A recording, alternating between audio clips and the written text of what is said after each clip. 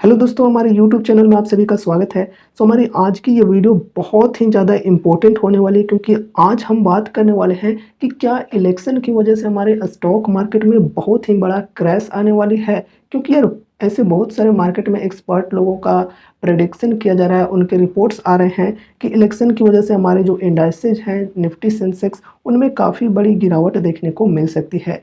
And उनकी यहाँ पर परसेंटेज की बात करें तो वो भी इन्होंने यहाँ पर बताया हुआ है कि अप टू -30% तक गिरावट हमें देखने को मिल सकती है हमारे स्टॉक मार्केट में।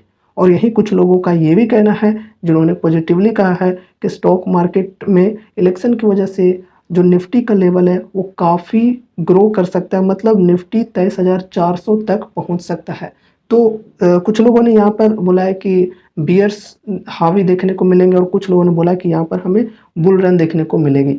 अब हम वो सभी रिपोर्ट्स देखेंगे और समझेंगे कि क्या हो सकता है फ्यूचर में, क्या पॉसिबिलिटीज़ हैं जो इलेक्शन होने वाली है हमारी इंडिया में, उसके वजह से स्टॉक मार्केट में क्या वाकई में गिरावट देखने को मिलने वाली है। अगर गिरावट भी देखने को मिलेगी तो हम इसे एज अपॉर्चुनिटीज कैसे ले सकते हैं, या फिर तेज़ी भी देखने को मिलेगी तो इससे हम कैसे फ़ायदा उठा सकते हैं, ये सारी चीज़ें हम अभी जानेंगे। लेकिन मोस्ट इम्पोर्टेंट बात कि मैं आपको सिर्फ एजुकेशनल पर्पज़ से ये सारी चीज़ें बता रहा हूँ, तो आप लोग यहाँ पर कोई भी रिकमेंडेशन या फिर एडवाइस मत समझना, ठीक है। चलो शुरू करते हैं, वो रिपोर्ट्स को देखते हैं। फर्स्ट ऑफ ऑल यहाँ पर देख सकते हो जेपी मॉर्गन का रिपोर्ट यहाँ पर, जो कि ये जो न्यूज है वो पुराने हैं, ठीक है, 1-2 महीने पुराने हो सकते हैं, लेकिन ओवरऑल ये फ्यूचर का ही अंदाज़ा लगाया जा रहा है, ठीक है। क्योंकि अभी तो इलेक्शन हुई नहीं है और ये अप्रैल में स्टार्ट होने वाली है, ठीक है। तो देख सकते हो यहाँ पर stock market will fall 20 to 30% from 2024 peak. तो अपनी हाई से 20 से 30% तक की गिरावट देखने को मिल सकती है, ऐसा प्रेडिक्शन यहाँ पर जेपी मॉर्गन का कहता है, ठीक है। एंड यहाँ पर देख सकते हो काफ़ी सारी चीज़ें लिखी हुई, while the overall 2024 outlook for a stock market seems bleak, investing in small caps can be favourable this year, set the JP Morgan note, ठीक है।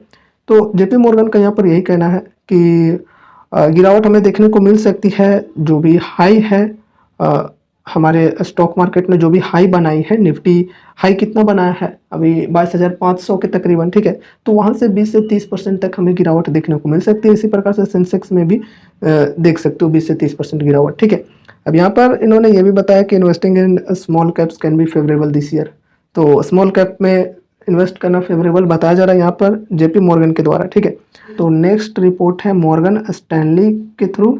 यहाँ पर देखो लिखा हुआ है Morgan Stanley expects stock market to fall 30% if 2024 election outcome surprises negatively. तो यहाँ पर इनका कहना भी यही है कि हमारा स्टॉक मार्केट 2024 में 30% गिर सकता है अगर इलेक्शन की जो रिजल्ट है वो नेगेटिवली आती है। तो ऐसा लोगों का ये मानना है यहाँ पर कि जो वर्तमान की सरकार है मोदी गवर्नमेंट, इसकी चांसेज हैं ज़्यादा विनिंग की, ठीक है, 2024 इलेक्शन में। क्योंकि इन्होंने काफ़ी ज़्यादा डेवलपमेंट किए हैं इंडिया में। इंफ्रास्ट्रक्चर की बात करें, रेलवे की बात करें, रिन्यूएबल की बात करें, डिफेंस सिस्टम की बात करें, स्पेस की बात करें, तो काफ़ी ज़्यादा चीज़ें हमें देखने को मिल रही है यहाँ पर डेवलपमेंट इन सभी सेक्टर्स के अंदर। इस वजह से हमारा स्टॉक मार्केट भी काफ़ी ज़्यादा ग्रो किया है कुछ सालों में। और ऐसा अंदाज़ा भी लगाया जा रहा है कि आने वाले समय में मोदी जी के जीतने के चांसेस काफ़ी ज़्यादा हैं। अब यार आप लोग ये मत सोचना कि मैं कोई पार्टी से हूँ, ठीक है। जो भी लॉजिक है वो मैं पेश कर रहा हूँ, ठीक है। स्टॉक मार्केट में लॉजिक काम आता है, ना कि आप किसी भी पार्टी से हो तो उसे जानबूझकर सपोर्ट करो, ठीक है। तो यहाँ पर जो रियलिटी है वो मैं पेश कर रहा हूँ, ठीक है। अगर यहाँ पर इन्होंने रिन्यूएबल सेक्टर में फोकस किया तो रिन्यूएबल सेक्टर के स्टॉक्स काफ़ी ज़्यादा भागे हैं। रेलवे में फोकस किया तो रेलवे के स्टॉक्स को देख ही रहे हो, डिफेंस के स्टॉक्स को देख ही रहे हो, इंफ्रास्ट्रक्चर के स्टॉक्स को देख ही रहे हो। तो जो लॉजिक है वो मैं बोल रहा हूँ, ठीक है।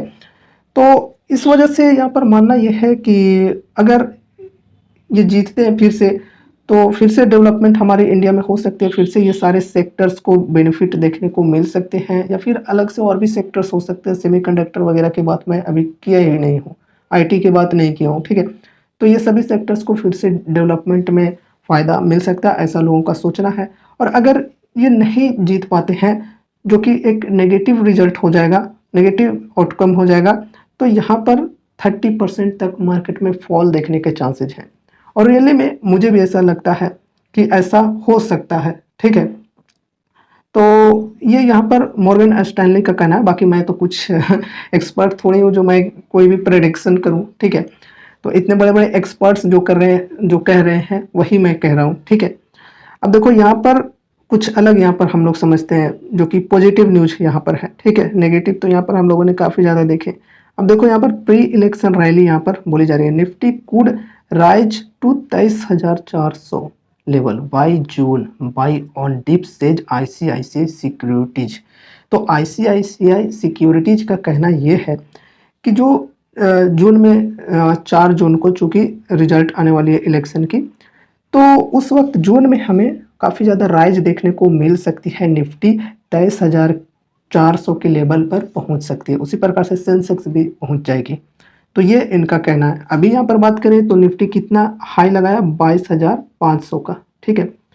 तो आने वाले समय में जून 2024 में ये जाने का चांस है, लेकिन फिर से वही आपको देखना होगा, अगर यहाँ पर मोदी गवर्नमेंट की जीत होती है, विनिंग होती है, तभी हो सकते हैं। ऐसा मुझे भी लगता है, मैं भी एग्री करता हूँ। यहाँ पर इन्होंने काफ़ी सारी चीज़ें बताई हुई हैं, और यहाँ पर देखो, चलो इनको ही पढ़ लेते हैं। Empirically in general election year Nifty tends to bottom out in Feb to March followed by minimum 14% rally towards general election outcome in each of 7 instances over last 3 decades. तो यहाँ पर यही कहना है कि जैसा कि देखो फरवरी टू मार्च में आप लोगों ने देखा कि गिरावट देखने को हमें मिली है, तो वहाँ से अगर हम लोग कोई भी पोजीशन बनाएंगे तो वहाँ से हमें 14% की रैली देखने को मिल सकती है, ठीक है। जो कि लास्ट 3 डिकेड से यहाँ पर हमें इसी प्रकार की चीज़ें देखने को मिल रही है, यही यहाँ पर कहना है। इनके बारे में डिटेल्स में यहाँ पर अगर हम पढ़ना चाहें तो देखो यहाँ पर सारी चीज़ें लिखी, वही चीज़ें। Pre election rally in the stock market is on the cards with the Nifty expected to advance to 23,400 by June, and investors should use the current volatility as an opportunity to buy on dips, said brokerage ICICI securities in a note. तो यहाँ पर ICICI securities का कहना यह है कि जो अभी वॉलेटिलिटी देखने को मिली है, हमें जो क्रैश देखने को मिली है, उसे एज अ अपॉर्चुनिटीज हम लोग यूज कर सकते हैं, क्योंकि आने वाले समय में जून में निफ्टी 23,400 का लेवल पर पहुंच सकता है। तो ऐसे में हमें काफ़ी ज़्यादा तेज़ी, यानी कि 14% की तेज़ी देखने को मिल सकती है अभी डिप से अगर बाय किया जाए तो। ये यहाँ पर इनका कहना है।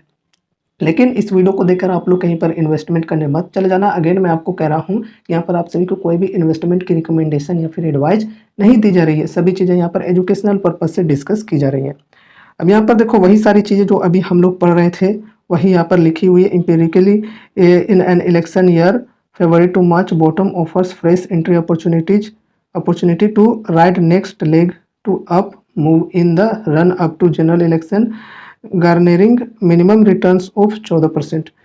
तो यहाँ पर यही चीज़ें बताई जा रही है, और पिछला यहाँ पर जो हिस्ट्री है वो यही कहता है। ये सारी चीज़ें इन्होंने बताई हुई है। तो फरवरी टू मार्च में पिछला हिस्ट्री भी बताता है कि यहाँ पर हमें गिरावट देखने को मिलती है स्टॉक मार्केट में, और इस गिरावट को एज अपॉर्चुनिटीज हम लोग यूज कर सकते हैं। ये इनका कहना है आईसीआईसीआई सिक्योरिटीज का। और इनका कहना ये भी है कि जून में हमारा जो निफ्टी है उसका लेवल 23,400 तक पहुंच सकता है।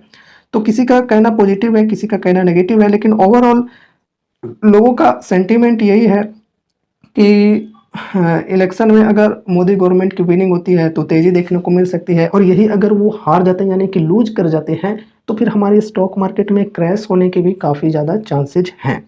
चलो यहाँ पर अब हम निफ्टी की चार्ट के अंदर थोड़ा सा देखेंगे क्या सिनेरियो है। यहाँ पर देख सकते हो हाई इन्होंने बनाया है निफ्टी में 22,500 का, एंड यहाँ पर सपोर्ट लिया फिर 21,900 के लेवल पर समथिंग, ठीक है। थोड़ा सा यहाँ पर गिरा एंड उसके बाद फिर से यहाँ पर कंसोलिडेट करके ऊपर जाने की तैयारी में है। अभी देखते हैं यहाँ पर, तो ये एक रेजिस्टेंस है, अगर इसे तोड़ता है, यहाँ पर ये तोड़ देता है तो फिर यहाँ पर 23,400 क्या उससे भी आगे जाना चाहिए, ठीक है। तो आईसीआईसीआई सिक्योरिटीज का कहना है कि यहाँ पर 23,400 तक जा सकता है, लेकिन उसके लिए यहाँ पर ये जो स्ट्रॉन्ग रेजिस्टेंस है ये ब्रेक करना होगा, तब यहाँ पर जाएगा। एंड उसके बाद यहाँ पर सपोर्ट्स की बात करें, अगर नीचे जाएगी -30% की अगर हम लोग देखें, तो सारी पॉसिबिलिटीज हम लोगों को देखना चाहिए इन्वेस्टर, ठीक है। तो यहाँ पर ये एक सपोर्ट है 23,900 का, फिर यहाँ पर 21,500 के समथिंग यहाँ पर दूसरा सपोर्ट है, फिर यहाँ पर नीचे भी सपोर्ट है 21,000 के लेवल पर समथिंग, ठीक है। तो ये सारे लेवल्स हैं।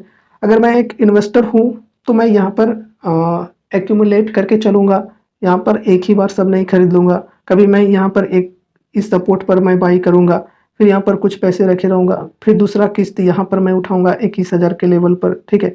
तो इस प्रकार से मैं एक्यूमुलेशन करके इन्वेस्ट करूँगा, ना कि यहाँ पर एक ही बार सारा का पैसा यहाँ पर डाल दिया, या फिर यहाँ पर एक ही बार सारा का सारा पैसा डाल दिया और फिर मार्केट में क्रैश आ गई और भी नीचे चला गया, तो मेरे पास पैसे ही नहीं हैं एक्यूमुलेट करने के लिए, ठीक है। तो ऐसा मैं नहीं करूँगा, यहाँ पर मैं लेवल के हिसाब से थोड़े थोड़े अमाउंट कर करके इन्वेस्ट करूँगा। और अगर ऊपर में जाती है तो कोई दिक्कत नहीं है। अभी मैं चूँकि ट्रेडर तो हूँ नहीं कि यहाँ पर मैं बैठ जाऊँ और ऊपर इसके साथ चले जाऊँ, तो मार्केट में अपॉर्चुनिटीज़ मुझे मिलते रहेंगे, आज नहीं तो कल गिरेगा ही और मुझे अपॉर्चुनिटीज़ मिलेंगे ही। तो यहाँ पर आईसीआई सिक्योरिटीज़ का भी कहना यही है कि जो गिरावट देखने को मिली है वो investors as a opportunity use कर सकते हैं। ये गिरावट जो थी, ये निफ्टी 50 की गिरावट, ठीक है। बाकी स्मॉल कैप तो काफ़ी ज़्यादा गिरे थे, लेकिन यहाँ पर कोई इन्वेस्टमेंट की एडवाइस या फिर रिकमेंडेशन नहीं दी जा रही है। सो गाइज, अभी हम लोगों ने यहाँ पर डिस्कस किया कि अगर इलेक्शन में जो रिजल्ट्स हैं वो नेगेटिवली आती है तो हमें स्टॉक मार्केट के अंदर काफ़ी ज़्यादा फॉल देखने को मिल सकती है, और अगर पॉजिटिवली रिजल्ट आएगी तो हमें काफ़ी ज़्यादा तेज़ी भी देखने को मिल सकती है। तो ये सारी चीज़ों को अभी हमने समझा। लेकिन एज ए इन्वेस्टर अगर मैं अपनी बात करूँ तो फॉल में यहाँ पर मेरे लिए अपॉर्चुनिटीज होगी कि मैं हर फॉल में किस्त के हिसाब से थोड़े थोड़े करके अमाउंट ऐड करूँ और अपने स्टॉक्स को एक्यूमुलेट करूँ, ठीक है, ना कि एक ही बार सारा पैसा लगाकर इन्वेस्ट कर दूँ। ऐसा मैं नहीं करूँगा, ये मैं अपनी बता रहा हूँ, ठीक है। तो ऐसा मत समझना कि मैं जो बोला हूँ वो आप भी करो, तो आपको खुद से रिसर्च करनी है एंड उसके बाद ही कोई फैसला लेना है या फिर अपने फाइनेंशियल एडवाइजर से कंसल्ट करना है, ठीक है। सो मुझे उम्मीद है कि आज की इस वीडियो के माध्यम से आपको कुछ यूजफुल इन्फॉर्मेशंस मिले होंगे। तो इस वीडियो को लाइक ज़रूर से कर देना और चैनल पर नए हो तो सब्सक्राइब जरूर से कर लेना, ठीक है। और अगर अभी भी आपके मन में कुछ भी क्वेश्चंस हैं, कुछ भी डाउट्स हैं, तो आप हमसे कमेंट के माध्यम से पूछ सकते हो, ठीक है। तो मिलते हैं अगले नए वीडियोज़ के साथ, तब तक के लिए बाय बाय।